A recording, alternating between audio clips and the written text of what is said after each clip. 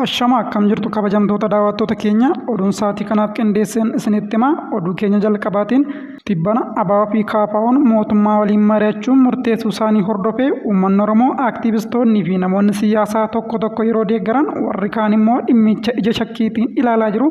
Kan mormanis hedduudha. Tibbana hooggantoonni olaanoon ABO fi KFO abbootiin gadaa fi jilli kutaalee hawaasaa garaagaraa irraa dhufan waliin ta'uun marii guyyaa afuriif hoteela Ililliitti gaggeessaniin mootummaan ce'umsaa Oromiyaa hundaa'uu qaba jechuu isaanii hordofee obbo Jawaar Mohammadis fuula feesbuukii isaanii irratti yaada kennaniin Abiyyi kanaan dura marii didaa ture. Amma ofumaaf kadhachuun isaa muddamsuu hammamii keessa akka inni galee jiru agarsiisa jedhe. Itti dabaluudhaanis Jawaar Mohammad yaada kennanii Abiyyi kan paartilee Oromoo waliin marii keessa seenuu barbaade inni tokkoffaan mooraa qabsoo Oromoo keessatti qoqqoodama uumuu fi yookiin immoo akeekni Abiyyi inni lammataa jaarmiyaalee siyaasa Oromoo humnoota siyaasa saboota biroo waliin atakaroo keessa galchuun diinota isaa qoqqoodee wal nyaachisuuf umurii dheereffachuuf jedheetira jechuudhaan obbo Jawaar Mohammad fuula feesbuukii isaa irratti barreesse. Kanaan alas dhimma marii mootummaan ABO fi KFO waliin gaggeessuuf jiru irratti yaada obbo Jawaar Mohammad qabu bal'isee kanan isin dhaggeeffachiisu ta'a. Haga dhumaatti na waliin tura. Oduu keenya kan biraatiin immoo Israa'el ulaa deeggarsi Gaazaatti seenu hunda cufte. Israa'el ulaa deeggarsi Gaazaatti seenu hunda cufuu isaanii hordofee mootummoonni Arabaa fi UN balaaleffataniitu jiru. Dhimma kanas bal'isee kanan isiniif gabaasu ta'a. Oduu keenya kan xumuraatiin hooggantootaa fi hojjettoota tajaajila elektirikaa Itoophiyaa 22 irratti tarkaanfii fudhatame. Hooggantoota kana irratti maaliif tarkaanfiin fudhatame gabaasa bal'aa kan dhageessan ta'a. Egaa daawwattoota keenya warri chaanaalii keenyaaf haaraa taatan ammuma sabiskiraayib gochuu hin dagatina. Chaanaalii kana irratti oduu dhugaa ta'e kan biyya keessaaf kan biyya alaa guyyaa guyyaadhaan argattu. Kanaafuu viidiyoo keenya laayik, sheer, sabiskiraayib gochuudhaan waliin tura. Amma gara gabaasa bal'aattan darba.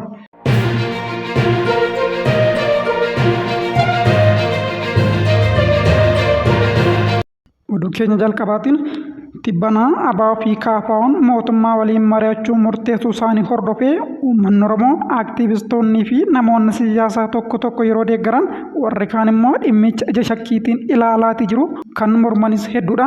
Tibbana hooggantoonni olaanoon ABO fi KFO'n abbootii gadaa fi jila uummataa kutaalee hawaasaa garaagaraa irraa dhufan waliin ta'uun marii guyyaa afuriif hoteela Ililliitti gaggeessaniin mootummaan ce'umsaa Oromiyaa hundaa'uu qaba jechuu isaanii hordofee obbo Jawaar Mohammad fuula feesbuukii isaanii irratti yaada kennaniin Abiyyi kanaan dura marii didaa ture. Amma ofumaaf kadhachuun isaa muddamsuu hammamii keessa akka inni galee jiru agarsiisa jedhe. Itti dabaluudhaanis Jawaar Mohammad yaada kenneen Abiyyi kan paartilee Oromoo waliin marii keessa seenuu barbaade inni tokkoffaan mooraa qabsoo Oromoo keessatti qoqqoodama uumuu fi inni kan biraa immoo ajandaan Abiyyi inni lammataa jaarmiyaalee siyaasa Oromoo humnoota siyaasaa saboota biroo waliin atakaroo keessa galchuun diinota isaa qoqqoodee wal nyaachisuun umurii dheereffachuuf jedhe Jawaar Mohammad fuula feesbuukii isaa irratti barreesseetu jira. Yaada Jawaar Mohammad fuula feesbuukii isaa irratti dhimma kanaan wal qabsisee mata duree bishaan galaa deemu jedheen dhiyeessee akka taanuttaan isiniif dhiyeessa. Marii KFO fi ABO'n dhiyeenya taasisanii fi yaada furmaataa dhiyeessan irratti atakaroo gamaa gamanaa dhiyaachaa ture yeroo fudhadhee ilaaleera. Hooggansa dhaabbilee lameenii fi hayyoota waltajjicha irratti hirmaatan akkasumas qaamota mootummaa irraas odeeffannoo sassaabuu yaaleera. Kanarraa ka'uun wanti ani hubadhe inni tokkoffaan yaadni rakkoo Oromiyaa mariidhaan furuu ejjennoo yeroo ABO fi KFO ta'us marii amma godhameef ka'umsa kan ta'e garuu mootummaadha. Adda dureenis muummicha ministeeraati. Lafa jalaan jaarsummaa gara paartilee erguun jalqabe. Ittaansee qondaalonni mootummaa olaanoon dubbisanii dhumarrattis ofumaaf kallattiidhaan hooggantoota mormitootaa qaamaan dubbisuutti deeme. Dhumarrattis haalota waltajjichaa barbaachisan irra jireessaan isumatu mijeesse jechuudhaan Jawaar Mohammad fuula feesbuukii isaa irratti barreesse. Ittaansuudhaanis paartileen lamaan marii kanaaf hayyamamoo maaf ta'anii rakkoo siyaasa Oromiyaafis ta'ee Itoophiyaaf furmaanni kan nuuf olaanaan osoo hin taane mariidhaan ejjennoo jedhu yeroo dheeraaf tarkaanfachiisaa waan turaniif gaafa mootummaan koottaanni mari'anna jedhu diduun sirna miti. Abiyyi marii dubbiin furuuf fedhii dhugaa qabaata jedhanii amanuu baatanis dhumaatii Oromiyaa keessatti gaggeeffamaa jiru nagaan fituuf qaawwii xiqqaanis taatu yoo jiraate yaaluu wayya abdii jedhu qabatanii itti seenan jechuudhaan fuula FB isaa irratti ibse. Itti dabaluunis Abiyyi marii kana maaliif yeroo kanatti barbaade jechuudhaan yeroo dheeraaf waamichaa fi wawwaannaa marii nagaa paartileen kun dhiyeessaa turanii fi deebiin Abiyyi tuffiin ilaaluu fi waamicha gatii dhabsiisaatii ture. har'a ofumaaf kadhachuuti seenuun isaa muddamsuu hammamii keessa akka jiru kan akeekudha. Aangoon isaa guyyaarraa guyyaatti sunturaa deemaa akka jirtu waan argeef tooftaattiin balaa kana jalaa miliqu barbaachuuti seeneetu jira. Abiyyi paartilee kana waliin marii eegaluun karaa lamaan na fayyada jedhee yaada. Kan jalqabaa mooraa qabsoo Oromoo keessatti qoqqoodama uumuu keessattuu waraana bilisummaa Oromoo wajjin marii marsaa sadaffaa akka gaggeeffamuuf dhiibbaa gama dippiloomaatotaan isarratti godhamu jalaa miliquudhaaf akkasumas paartilee siyaasaa waan ofitti hawwate fakkeessuun waraana bilisummaa Oromoo moggeessuu barbaada. Lolli tokko kan dhaabbachuu danda'u yoo qaamanni wal waraanaa jiran lamaan kallattiin mari'atanii walii galan qofa akka ta'e beekamaadha. Kanaafuu Abiyyi kallattiidhaan waboo waliin mari'achuu mannaa tooftaa paartilee siyaasaa siiviliitti haasaa warra hidhate immoo moggeessuuf yaaluun hawwiin isaa mooraa qabsoo Oromoo qoqqooduu malee Oromiyaa keessatti nagaa waaraa buusuu akka hin taane ragaadha. Akeekni isaa lammataa jaarmiyaalee siyaasa Oromoo humnoota siyaasaa saboota biroo waliin atakaroo keessa galchuun diinota isaa qoqqoodee wal nyaachisuun umurii isaa dheereffachuudha. Dhimmoonni falmisiisoo ta'an akka as baanis kan godhameef kanumaa fi hooggansii fi dhaabbileen Oromoo akka waan sirnichaaf guuta bahaniitti fudhatamanii ija shakkiin akka laalaman fedha. Tooftaa qoqqoodanii dhiituu kun haaraa osoo hin taane kan leenjistoota isaa jara wayyaanee irraa dhaaledha.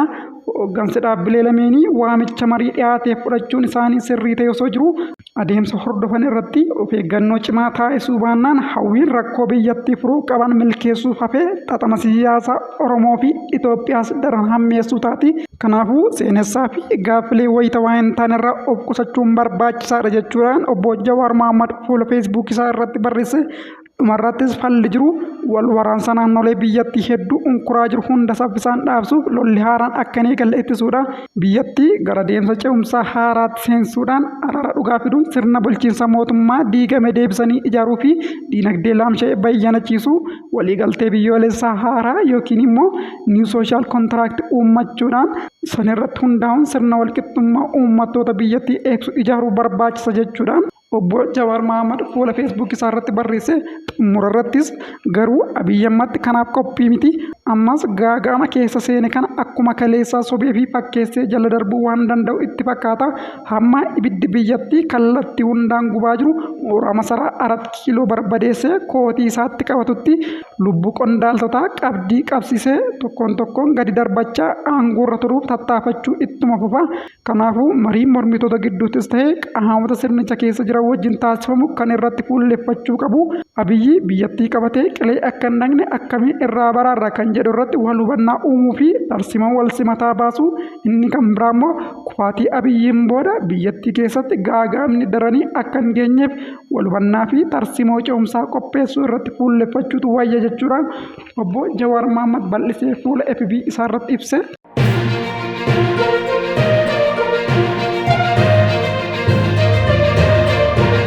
Oduu biraatiin biyyoonni Arabaa hedduunii fi dhaabbanni biyyoota gamtoomanii Israa'el gargaarsi namoomaa hundi gara Gaazaatti akka hin seenne dhorkuu ishee balaaleffatan.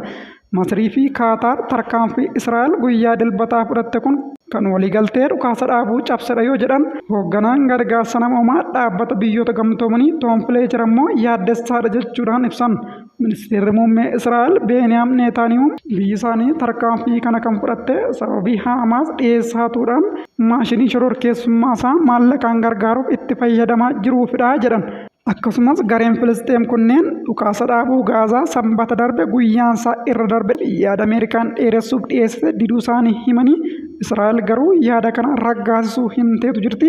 Dubbii himaan Haamaas uggura Israa'el kanaan maqaa balleessaa gatii rakasaa fi fonqolcha waliigaltee dhukaasa dhaabuu irratti raawwatamedha jechuudhaan waliigalteen dhukaasa dhaabuu kunis lola ji'oota 15 Haamaasii fi waraana Israa'el gidduutti gaggeeffamaa ture kan dhaabe yoo ta'u booji'amtoota Israa'el 33 fi hidhamtoota Filisxeem gara 1900 ta'anis akka gadhiifaman taasiseetu jira. Oduu keenya xumuraatiin hooggantoota fi hojjettoota tajaajila elektirikaa Itoophiyaa 22 irratti tarkaanfiin fudhatame. Hojii olaantummaa seeraa mirkaneessuu fi hojii mata badaa hambisuuf hojjetameen hooggantoota fi hojjettoota dhaabbatichaa 22 irratti tarkaanfiin fudhatamu tajaajilli elektirikii Itoophiyaa beeksise. Tarkaanfichi kan fudhatame eeruu hojii mata badaa fi malaamaltummaa hawaasni kenne bu'uura godhachuun ta'uu dhaabbatichi ibseetu jira. Bu'uura kanaan hojiin dhimmicha qulqulleessuu erga hojjetameen booda namoota 3 akeekkachiisa barreeffamaan namoota 19 immoo adabbii miindaan adabamuunis eerameera. Gama biraatiin immoo baatiiwwan torban darbanitti gochi yakka hannaa fi mancaatii qabeenya humna ibsaa, tiraansfoormerii, sarara daddabarsa elektirikaa, haada elektirikaa fi kanneen biroo irratti raawwachuunis ibsameera. Miidhaan gama kanaan qaqqabes birrii miliyoona 50 fi 200,000 fi 20,000 olitti kan tilmaamamu ta'us himameetu jira.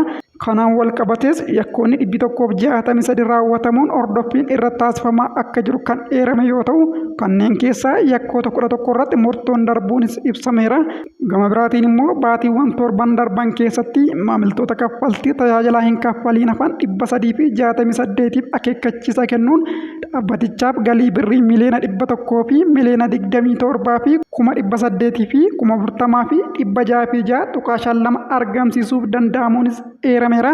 Egaa daawwattoota keenya oduu gabaabaan guyyaa irraa isiniif qabadhee dhufe kan hagammaatti hordoftanidha. Chaanaalii kanarratti oduu biyya keessaaf kan biyya alaa kan dhugaa ta'e guyyaa guyyaan argattu. Egaa oduu biraa walitti deebinutti nagaan tura. Warri chaanaalii keenyaaf haaraa taatan immoo sabiskiraayib gochuun dagatina.